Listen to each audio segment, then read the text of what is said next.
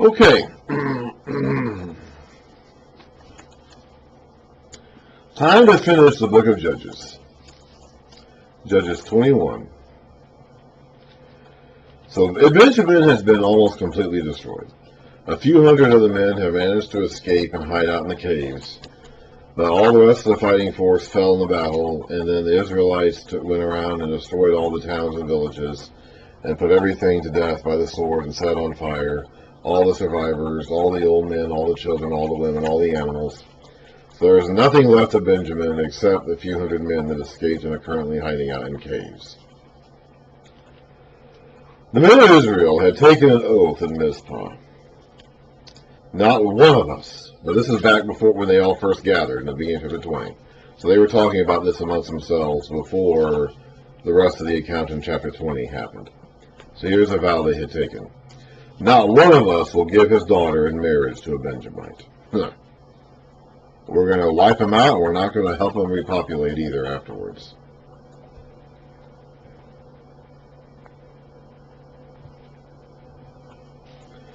The people went to Bethel, where they sat before God until evening, raising their voices and weeping bitterly. O Lord, the God of Israel, they cried. Stop that right now.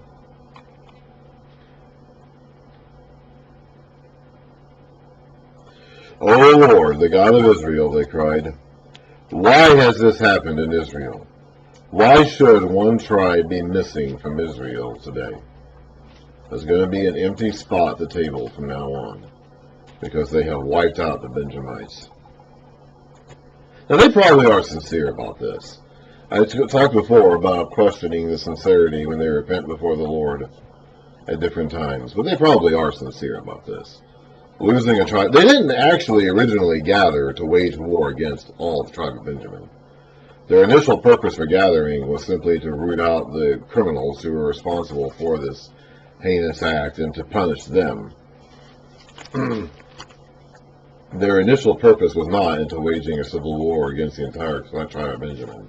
So they probably are legitimately sorry about this.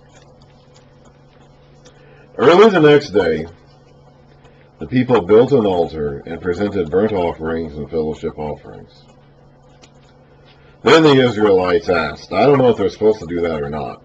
I don't know if the tabernacle is there. They talk about the Ark of the Covenant being there, but they may have brought the Ark there without bringing the tabernacle. They're supposed to worship and offer the sacrifices where the tabernacle is.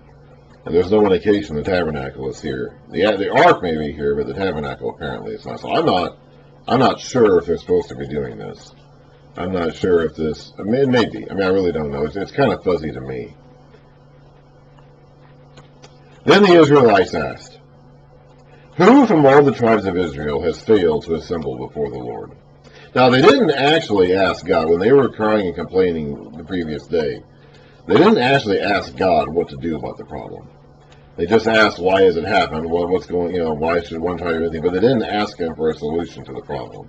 So they're going to come up with a solution themselves. Who from all this is what they're going to, this is a pretext they're going to offer for their solution. Who from all the tribes of Israel has failed to assemble before the Lord? For they had taken a solemn oath, another oath, by the way, another vow, that anyone who failed to assemble before the Lord in Mizpah should certainly be put to death. Now, the Israelites grieved for their brothers, the Benjamites. Today, one tribe is cut off from Israel. Remember that whole cutting off thing back when we read through the law, and how many sins, how many penalties, how many sins were penalized by being cut off from the people? The Benjamites have been cut off from Israel. Today, one tribe is cut off from Israel, they said.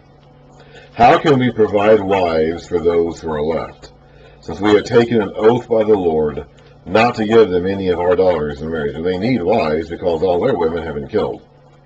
Then they asked, which one of the tribes of Israel failed to assemble before the Lord at Mizpah? Now, we just got done reading about them asking this. Okay, this is not as straightforward a text or a narrative as we would probably write today. Now, this, of course, will confuse the smart people who will say that this is 2 or 3 different texts smashed together or whatever. But the fact is that their style of writing was just different than ours today. We just got done reading about them asking this question. So we're kind of repeating the same thing over and over and filling in different pieces of information as we go. I go back again and again to saying that that's just how their minds worked. That whole circular type thinking, talking about the same thing over and over, is just how they thought. That's just how their minds work. That's how their brains just operate. That's how they processed and understood information. They discovered that no one from Jabesh Gilead had come to the camp for the assembly. I don't know why they just didn't. Maybe the messenger didn't find that town. Who knows? I don't know why they didn't go. They just didn't. But when they counted the people, they found that none of the people of Jabesh Gilead were there. So the assembly sent 12,000 fighting men with instructions to go to Jabesh Gilead and put to the sword those living there, including the women and the children. This is what you want to do, they said. Kill every male and every woman who is not a virgin. They found among the people living in Gibeah Gilead 400 young women who had never slept with a man. And they took them to the camp at Shiloh in Canaan. So they killed everybody else and kidnapped those 400 women and brought them to the camp at Shiloh in Canaan. So now they're in Shiloh. They had gone from Bethel to Shiloh. In verse 2, they were in Bethel. Now they are in Shiloh. Now, Shiloh is where the actual tabernacle was. So I don't know if this means that they have disassembled their temporary headquarters at Bethel and have gone back to Shiloh, or what's going on here. I'm not really sure. But they didn't take these women, these captive 400 young females, back to Bethel. They took them to Shiloh. Then the whole assembly sent an offer of peace to the Benjamites at the rock of Rimmon. So the Benjamites returned at that time and were given the women of Jabesh Gilead who had been spared. But there were not enough for all of them. 600 men, 400 women. We need 200 more women. The people grieved for Benjamin because the Lord had made a gap in the tribes of Israel. It's God's fault, huh? We'll just blame God for all this. And the elders of the assembly said, with the women of Benjamin destroyed, how shall we provide wives to the men who are left? The Benjamite survivors must have heirs, they said, because their kids are destroyed too. The women are destroyed, so they cannot provide any more heirs to the Benjamites. And the Benjamites' own kids are destroyed, so they have no heirs as it stands right now. The only ones left are these 600 men. All their kids have been killed, wiped out. All their women have been wiped out. So how are they going to survive? So the Benjamite survivors must have heirs, they said, so that the tribe of Israel will not be wiped out. And remember, as I said so many times, being wiped out, having your name forgotten from the earth, is the worst thing that could happen to you. The worst thing that could happen to you. These people had no concept of hell. They had an idea of an afterlife in some way, shape, or form. But they had no concept of what we today call hell. The worst thing that could happen to these people is not that you go to a place of fire, eternal fire, and are tormented in spirit form forever and ever. They never would have heard anything like that. These people, in their way of thinking, the worst thing that could ever happen to them is that you die and your name dies off from the earth. Then you're forgotten. Then you're gone. Then you're nothing. In fact, now you don't really find this in the Bible itself. I'm not really clear on if the Israelites believed this or to what degree they believed it or how early in their history they believed it. And maybe, I don't know. But in fact, it was common in those days for them to even practice, people at the time, to even practice a form of ancestor worship where they would have services, worship ceremonies conducted by usually the eldest son, the firstborn son. That's why you had the idea of a family priest. That we'd read about the family of Micah in the previous story wanting his own family priest. The family, which was usually your firstborn son. In this case, the guy actually hired a priest. But, you would conduct these services for your family members who had died. And you would, speak to them or pray in their name or whatever. And that, in a way, was meant to keep them alive. Was meant to keep their spirits going in whatever underworld Sheol they were living in. I don't know exactly how much that obviously that's not the way it will turn out. Okay, as we go through the Bible, that's not going to end up being correct. I don't know to what degree the early Israelites believed that. It seems like there is some, again, we have seen them trying to hold on to the idea of each family having its own priest. But so there is some idea, we saw even in Genesis, the idea of being gathered to your people when you die. So there is some idea there is some concept there of the spirits of dead people, the souls, the nephesh, the souls of dead people going to the underworld and maintaining an existence in some form. But they didn't have the idea of like an eternal place of punishment that we would call hell or Gehenna. So the worst thing that could happen to them in their minds at this day and time was not going to hell when they died, but having their name die out, being forgotten. That was the worst thing that could happen to them, because that would mean extinction. That would mean you're gone. So the Benjamites must have heirs, so that the tribe of Israel will not get wiped out. We cannot give them our daughters as wives, since we Israelites have taken this oath. Cursed be anyone who gives a wife to Benjamin. So they've got two vows here that they're bound by. Previously, don't give any of your daughters as wives to Benjamites. And previously, whoever doesn't come to answer the call to battle will be wiped out.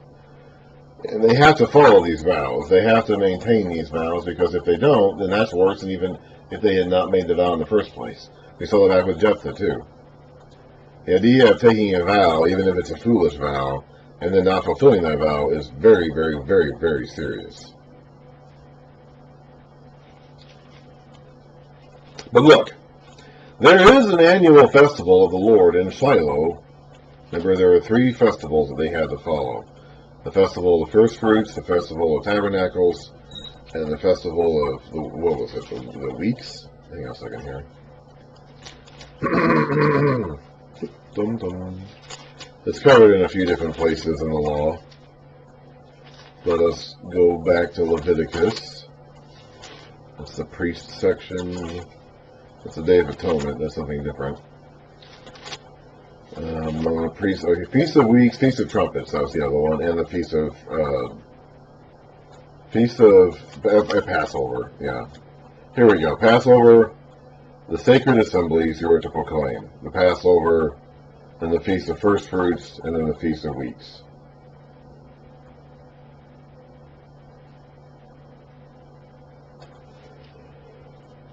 The Feast of Tabernacles.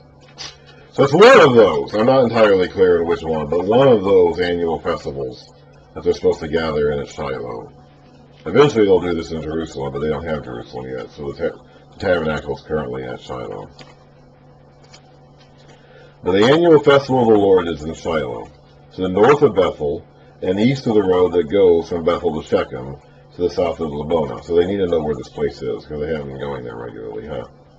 So they're supposed to go there 3 times a year, but apparently they haven't been going there regularly because they have no idea where it is. They need to have these detailed instructions just to get there. So they instructed the Benjamites, saying, so there's still 200 men from Benjamin who need wives. So here's their instructions. Go and hide in the vineyards and watch. When the girls of Shiloh come out to join the dancing, rush from the vineyards, and each of you seize a wife from the girls of Shiloh and go to the land of Benjamin. When their fathers, so you're basically going to kidnap them. When their fathers or brothers complain to us, and they will, definitely, we will say to them, do us a kindness by helping them, because we did not get wives for them during the war, and you are innocent since you did not give your daughters to them. They were kidnapped. You did not give your daughters to these men. These men kidnapped your daughters, and you just kind of said, okay. So that is what the Benjamites did. While the girls were dancing, each man caught one and carried her off to be his wife. Then they returned to their inheritance and rebuilt the towns and settled in them. At that time, the Israelites left that place and went home to their tribes and clans, each to his own inheritance. In those days, Israel had no king. Everyone did as he saw fit, for everyone did whatever he wanted, for everyone did what was right in his eyes. Anarchy. I mean, it's not total anarchy, because you have these tribal allegiances, which, as we've seen here, are very, very strong. So you still had a sense of the tribal, people who were very, very, yuck, who are very, very, very vested in the interest of the well-being of their tribe. So it's not a completely anarchic state, but it is a very dark, and this was early. Like, this story was early. Phinehas, who was there with Joshua as they came into the land, is still alive. So this is not long after they moved into the land to begin with. So this is early. And we read about all the judges that are going to come. Most of the judges, maybe Othniel, maybe. But most of the judges haven't even come around yet. That story takes place before probably any of them, except maybe Othniel. And so it is an early story, but it's a dark story, very dark, very depressing, very violent, very disturbing, and it is an example of just how off track the Israelites were getting, even very early in the time in the land there, and how we can see then why that mindset, the sorts of attitudes and assumptions they had about life, would lead to these conditions of the land in the days of the judges that would just get worse and worse and worse all the way up until the establishment of the monarchy. And again, we do see this reference to not having a king, which is, I think, a reference to the overall anarchic, state of things where there was no leadership, no central leadership. But it really ultimately points to the fact that they were not letting God be their king. They did not want God to be. God wanted to be their king, wanted to be their ruler, and they were just simply not having that. They were not allowing that to happen.